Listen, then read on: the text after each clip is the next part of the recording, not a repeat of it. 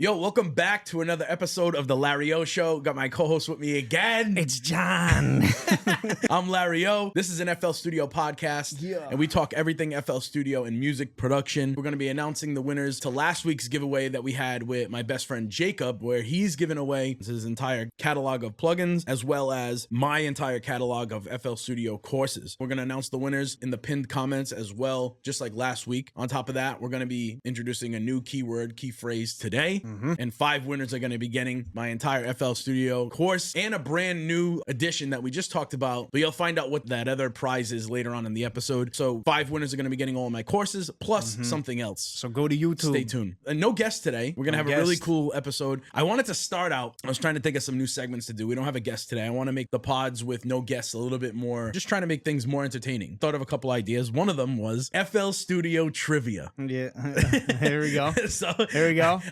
I was thinking of some questions. I was like, yo, why don't I just go to ChatGPT, type in some stuff? I had to like fine tune some things because some things don't make sense on there. So this week I'll ask you 10 questions, and then next week you can hop on there. You can do a mix. I did a mix of my own questions and ChatGPT stuff. So let's go. Let us know what you think in the comments. Play along in the comments too as you hear this. If you're watching this live right now and listening, play along in your head in the comments. Let's do it. Number 1, what year was FL Studio released?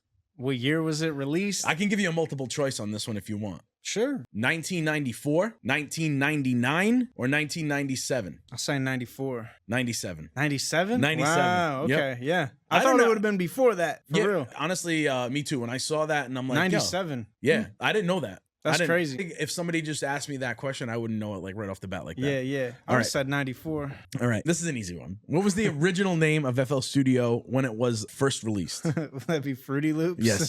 Ding, ding, ding. I'm glad that they rebranded the name from Fruity Loops to FL Studio, because I feel like when it was Fruity Loops, people just wanted to like talk down on it anymore. They'd be like, ah, that's a joke, Fruity Loops. I think, you know what happened though? And I was like, all right, we got to rebrand this thing so people know this is nothing to play with. That's not why they rebranded it though. But it worked that way though. It was like a gift, like what do they call it? Like a blessing in disguise kind of thing. Sure. I think it definitely helped the brand a lot more when they had to rebrand that way. No, Kellogg's I don't think it's a come after them. Yeah. Yeah. Yeah. I bet. For the cereal. I bet. Yeah, because of Fruit Loops.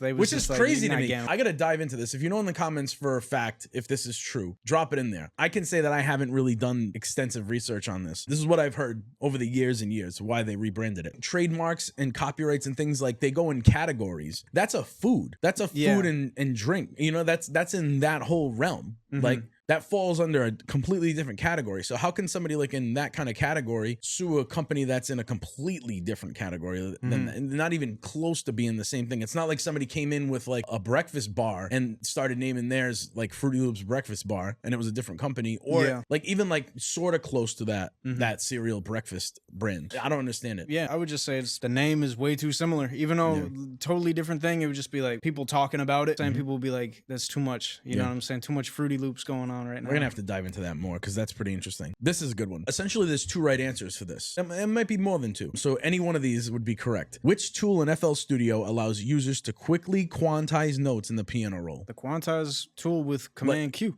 right? Command Q. Control Q, yeah. Or Alt Q.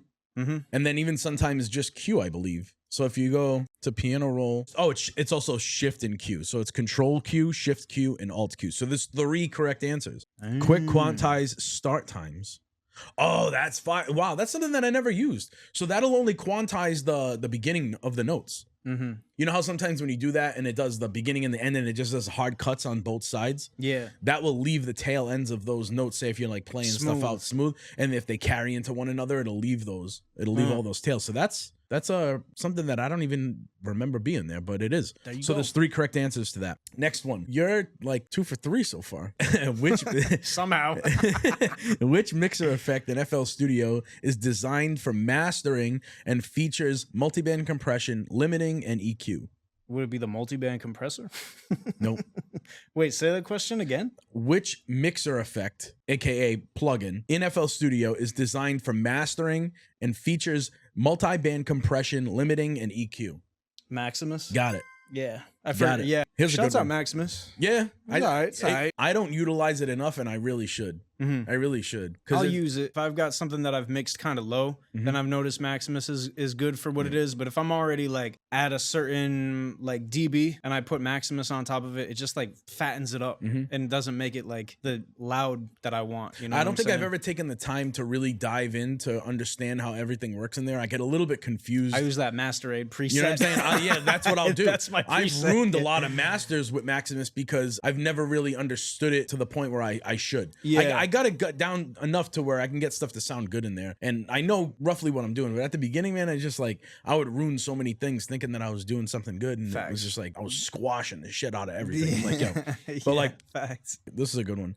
What does FPC stand for? Oof. FPC. See, if I knew what MPC stood for, then something about percussion. Is there? No. She did fruity. That's all I got. That's all I got. You got the first word. Yeah. It's not percussion. Nope. Programming controller. Nope. Fuck. One more chance. Yeah. I can remember where that one is. I can't remember what FPC stands for though. I have no clue. Fruity Peak controller. Nope. That's not it. But pad. Fruity pad controller. Sheesh. Fruity pad controller. Fruity pad controller. Fruity pad is kind of a crazy sentence. Fruity pad. That's a fruity pad right there. What is the name of the FL Studio plugin used for creating complex signal routing and modular setups? Patcher. Got it. He got it. It was like I just envisioned the spider web and I was like, it's gotta be that's the most complex. I knew that's what would give it. Yeah. That's what gave it away. Complex. I was like, Patcher. And signal routing. Like that signal routing was like, as soon as I would hear signal routing, I would know. Like bam, Patcher instantly. 100%. All right. What is the default file extension for FL Studio project files? FLP, baby. Come on. Got it. In FL Studio, what is the name of the feature that allows for real-time audio stretching and pitch shifting? Plugin. A feature plugin for what? For real-time audio stretching and pitch shifting. Kind of be a little confusing with that term, but like, if you think about too many damn words in this Chat GPT. If you think about it, I mean, I thought of gross beat, but think about audio. Like if you had an audio file. Right? Because technically you can stretch audio in this plugin, but nobody really uses it for that. And if they do, it's very fine-tuning stretching. And the other component is more important. Pitch shifting. I don't even know. Pitch shifter? I don't know. Newtone. Oh, newtone, yeah. I don't use newtone enough. I use pitcher, bro. I just use pitcher. Nuts. Yeah, newtone is nuts. I love it. We've used it a bunch, but me personally, I just don't use it like a lot. Because you know, sometimes when you have an auto tuning plugin, whether it be pitcher or auto tune or metatune, whatever you're using, the new baby audio one, sometimes the notes just don't hit right. Even if you do want to have that like flutter, sometimes the flutter is just like too crazy. You get like a weird crack a lot of it. And a lot of times I'll just go in, I'll make like a little piece unique, just that one piece. So it's not like loading the entire file into newtone or whatever. And I'll just make that one unique as sample and then pitch correct it, bring it up in newtone, and then just nudge those notes. And then it just makes it hit just that much better. Yeah. A lot of times if the singing is like really out of tune, out of whack, I'm going in there like I'm doing like, you know, verses and chord, like I'll do whole things. Yeah. I wish there was like an accurate like copy and paste kind of thing though. So say like if you had a verse that was the same length, it should just know. I feel like that's where they should introduce some AI in that aspect. Imagine if they started introducing like some real-time pitch correction AI stuff involving newtone. If newtone got an AI update, bro, forget it. Because imagine like you have the same length verses and it's the same melody, or just even like a segment, like a 4-bar segment, a 4-bar phrase of that verse. You want it to have the same pitch correction as the second verse or the third, whatever. Yeah. You could take that, even if it's different lyrics, take that, capture it, copy that, paste it on the second verse or the third verse, and instantly have that fine-tuning pitch correction on there. Yeah. And just like that, it would work. It's very time consuming because you have to do all that stuff by hand. You can memorize where they need to go, but it's really time consuming. I wonder if you could do any of that like snap to MIDI or snap to piano roll sort of thing with your vocal like that. So I mean, that could be a way to get around that where it's like, I love that. I think I discovered that in a session with you years ago. Let me open up Newtone real quick if I can find it. I just mean there was kind of a newer feature where it was like you could drag MIDI in and like any way that you moved it around, it would be like in key. You know what I'm saying? So like almost like treating the vocal like a MIDI file in the sense that you can like... Yeah, you can in here. You'd go to the scissor tool and you would choose your scale, say it's C sharp minor. So you choose snap to scale, my bad. Snap to scale. And now any note that you drag that in, it's gonna hop around. Yeah, it's gonna hop around. You're completely locked into the scale now. Yeah, by doing that. And then it saves that setting too. So when you open it up again with another file or whatever, it saves that key, saves the setting. I think my biggest thing with newtone, the reason why I don't do it that much is because I've found it to be too like time consuming. Yeah. You know what I mean? It is. Personally, you know what I mean? Just because I think it's a good tool for doing like certain like creative and stylistic things and all that. But when it comes down to like just getting the pitch sounding good, you know what I mean? Good take and like pitcher. Yeah. Pitcher is such a good one. And like, I don't know if like people know this, but with different pitches in vocal, where a vocal sits, you can adjust the like 110 hertz, the 80 hertz to adjust for that sort of like compensate for that pocket. Yeah. Sometimes it'll be in key, but the vocal's a little too deep and you're at 110. I love that feature. Bring it down to 80 hertz and it's going to sit better in that pocket. Yeah. Because it's moving around the keyboard and it's like kind of like relative pitches. So if you're out of the pocket, it's gonna not hit quite right. So you just move that whole 80 hertz down. Vocal's gonna be sitting right. Or, because I noticed that one time I was in a session with somebody and I'm like, yo, the pitcher ain't pitching. That's what I was like, yo, why is this not pitching right now? Why am I not getting that like effect that I want? And it's because the artist had like a deeper voice or a more high pitched voice, and I had to like mess around with the hertz over there, like the frequency range. For sure, it tells it like where to listen. And another one is like you'll select, say, like the scale that it's going to be in. A tip I got from you was like keeping the speed all the way up during the take at first so you can hear like where there's miscalculations in the vocal and all that. But another thing to remember is that you're going to want some of those like accidental like half step notes up. Yeah. So you just select those because they might not even be selected in the scale for real. Yeah. And sometimes you want to take the root note out and have the next, you know what I'm saying? It's have fun with your scales, like your pitcher, because it's like, that's where the real flavor comes into effect, is like that component of it. All right, we got two more. Two more. What feature in FL Studio helps align audio clips and notes to the grid for better timing? What is it? What feature? So it's like what feature? What feature? It has like a name, a phrase in multiple different parts and different windows have it. What feature in FL Studio helps align audio clips and notes to the grid for better timing? I mean, I guess it would be quantize. Kinda. Snap to grid. Snap to grid. Yeah, you got it. That's it right there. Oh, but it said grid in the. It said grid. I don't like when they do that. When tricks, it'd be like, what's in the?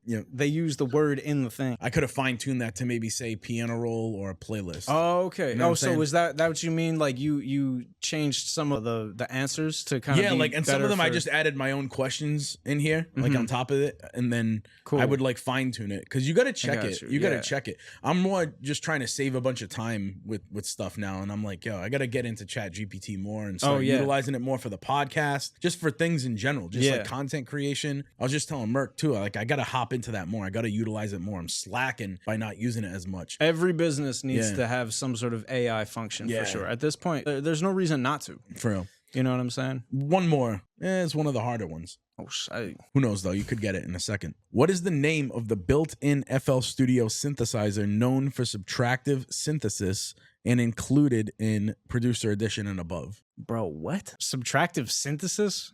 What the hell is subtractive synthesis even? Bro, subtractive synthesis, and it's a plugin. It's a plugin. It's a stock synthesizer plugin that's included. Yeah, it's just like you can't get it, I think, in like the lower, maybe like 1 or 2 versions, or maybe like the first version, maybe like the second step up. You can get it. You have it. We've talked about it. We've talked about it a bunch. Bunch? I think so. A bunch? No, because it was from another video where we were like, a bunch? A bunch. A bunch. What a weird word. A subtractive synthesizer is kind of crazy to me. A subtractive synth. Too much math for me. Yeah, I'm like, what are you talking about? Subtractive, bro. I didn't get into music to do math. Just think of like some stock synths, and then think of like a really in-depth one that FL has. It ain't Citrus? Nope. I would 3X oscillator? No. Give me a more advanced. Give me a multi tier. All right, I'll give you because I'm gonna hear it and I'm gonna be like, oh my god. All right. One? Well, you already said a couple, so let me see. Let me just look at this list of plugins real quick. And it's a complex one. It's pretty complex. I mean, you can get crazy with it. So we'll give you multiple choice. A, GMS, B, Kepler, or C, Harmer. Okay. What was the first one you said? GMS. We'll do GMS. No. It was Kepler? Nope. I'll give you one more chance. I'm like, yo, so it was Harmer? Harmer, yep. Harmer's not available. It's only available past a certain thing. I thought it was just in there. Sometimes I get confused when I hear edition this, edition that. Okay. Producer edition, I think, is just the second one up. Oh. I think it goes signature, producer, all plugins. It used to be like XXL. Remember back in the day, it was like set up like that. But yeah, that's it. That's 10. So if you guys liked, I don't know, what do you think? That was wild. It's tougher. It's pretty tough. Yeah. Plus, I feel like the way that some of those words were like subtract. What is that even? What is a subtractive synthesizer? It's a term like when it comes to like synthesizers. There's a lot of math involved. Subtractive synthesis. There really is like some math and science that involved in like how that really works. Word, I was like, this is a setup. I can't answer this. A subtractive synthesis. I wouldn't have got that either. It's like, what is that? I like the ones that are just like, hey, how do you add swing to your beat? Swing. Swing feature. All right, so I think it's time for the keyword, key phrase. Yeah, for sure. I'll do it this week. I feel like I haven't done it myself in a while. It's been a minute. Yeah, it's been a while. It's been a while. Keyword, key phrase for today is synthesizer. Synthesizer. That was a song back in the day, right? Synthesizer. I don't know. Synthesizer. Probably. Merc, was that, you know that song from back in the day, right? There he is. Which one? There was a song called like The Synthesizer, right? It was like a dance song or something, a freestyle song. The only thing I'm thinking of is the Outkast song, Synthesizer. That's the one I'm thinking of. Yeah. Why don't I know that song? Synthesizer. Yeah. It's an Outkast song? Yeah. Was it AT Aliens or was it that album? Why don't I know that? that? By the way, subtractive synthesis is a sound design technique that uses filters to create new tones by removing frequency content from sound waves. There we go. My only point is my beef with it is they didn't need to say all that. They didn't need to throw that. That was my beef with ChatGPT right now. I mean, look at it. This thing looks like it's doing math, though. Yeah, though, for sure. This thing looks like a science experiment. Yeah. Sheesh. That's why I'm starting with that in preset. But the main thing that I've used this for, I've said this before. Actually, it's like one of the best clips from the pod ever too about this plugin. The way that I would utilize this thing all the time is I wouldn't even touch anything in here except for this window right here, and I would just drag and drop. I'd go to image and I would drag and drop a sample, or I'd drag and drop like some sort of like one shot or a little like short sample, and then really just turn it into a synth. So I could take in like a vocal, I could take in like a one shot from, I don't know, some weird synth sound and just make a completely new, like you can stretch it with the time and the speed. Just an amazing part of a plugin. Like there's nothing else like this in FL. Is that what you did with the elevated out? Back then I was using. Oh, you Harmer. were doing something even different. No, I know I was using Harmer for that stuff. Elevated is a song I did. It's probably like one of my most popular songs I ever created with somebody, with my boy Peter Piffin. And you can look it up if you want to hear it. Maybe I'll drop the link because I'd put it in the video. Yeah, let them hear what we're talking about. Man, I should try bringing up that session. I definitely used Harmer for that, and it was at a time when EDM was like massive. It was on the radio nonstop. And they were doing a lot of the vocal chop sounds and the vocal chop hooks. When Piffin created he wrote his lyrics to the beat. And the way we would do is the way we did music too when we were in the studio all the time. And I'd come up with like a basic like kind of skeleton of a beat. You'd record on it, and then we'd just like go in on it. So I would just did that with him, and I went in on the production side of things. And he had like a build up where he rapped and he sang onto the build up, and then we're like, all right, we know we're gonna have a drop here that's gonna be maybe instrumental. So I literally would just take the last word that he said, which was elevated, right before the drop, and I chopped up the word elevated using Harmer, and I created this crazy hold on. I mean, I can bring it up. I forget that I have a computer on me right now. Our biggest song. Behind me. Yo, this is like the best video I ever did too. Yeah. So that pluck sound that I created with the chord progression in there is essentially the same melody that I use with the vocal hook. It's the same thing. Dun, dun, dun, dun, dun, dun, dun, dun, dun. So I just took that part, and I'll skip ahead. So I'll go to the I'll go to the building. There it is right there. OG Larry. And you can hear it in the background coming. And I just did like a chop for the build-up. Let me go back just a little bit more.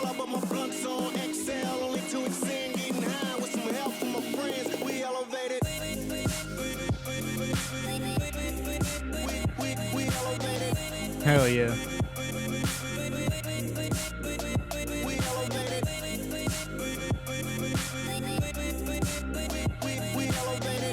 Such a good song. Oh man, the song rips. I haven't listened to it in so long. Bro, and then I went like full Please excuse on. me from what? Oh, it's just such a good song. Yeah, yo. dude. I don't know. I just get a good feeling whenever I listen to this song. It's why it's probably done the best out of any song I probably ever put out in my life. But it was just one of those songs that I didn't expect to do this. I know, bro, on Spotify it went crazy. I was not expecting how it went, but I went like full on, and the inspiration for the ending, bro, is full on Timbaland mode. There was a song that Timbaland did way back. I can't remember off the top of my head, but he just went in like a guitarist would go on with a lead, like, and just do a solo at the end of a song. Yeah. Right? I wanted to do that. Yo, I'm like, yo, I just want to do like a solo, but with the vocal chop. So I was like, all right, what can I do? And I literally went in. Next week, if you guys want, if you're even interested in this, I forgot we shot this whole thing in the studio. In the old studio. This is crazy. You'll probably see me in here somewhere. Yeah, very flashy though. Like there's so quick flashes in here. Crazy. But like, that's a med right there. Yep. If you guys are interested in it, maybe I'll bring in like the MIDI or the session file, and I can show you like how I went and did it. It was all in piano roll, all by hand with the mouse. Like I don't know how to play keys. I didn't play any keys, but I wanted to create like a full on Timbaland solo lead type of thing. And that's what I did over here. So like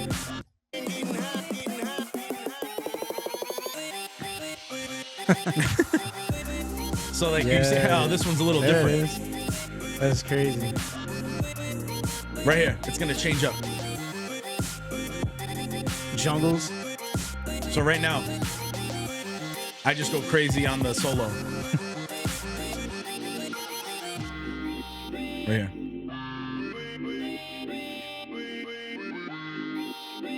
That's smart. Yeah, man.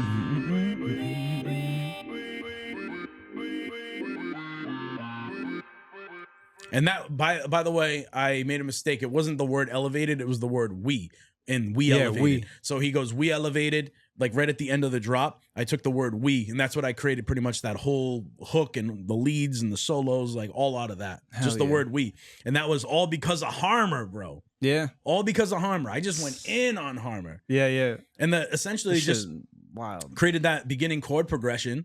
And then it was all pretty much based off of that, just with like a different sound, but took it to another level, added some different chords and, messed around with the notes. But yo, that's why I'm telling you, bro. You got to get a Harmer tat. I know. You got to get a Harmer tat. I feel like I got to get an FL Studio tat. Yeah. I feel like I got to at this point. At this point, no matter what, instead of a teardrop, I'll just get the FL Studio logo right there. That'd be crazy. I'd be killing beats. Killing beats since you was born. Bro. Oh, man. Yeah. Harmer's just on another Show level. up in the comments if you think Larry should get a tattoo on his face of bro, live on the show. Don't say that. Because that's gonna be the #1 top comment. Yeah. If you think Larry should get a face tat of the FL Studio logo, show up in the comments, yo. Yo, if this do it live on the show, bro. How about this? If this podcast, if this on YouTube, right? Yeah. I'm not a teardrop though. I ain't getting no teardrop. I'm not doing the face tat. I'm not doing the face tat. I'll do an FL Studio logo tat 100%, somewhere. yeah. 100%. If this and I think I'm due for it. So if the video on YouTube I did my time. Gets let's say 500 comments. Oh shit.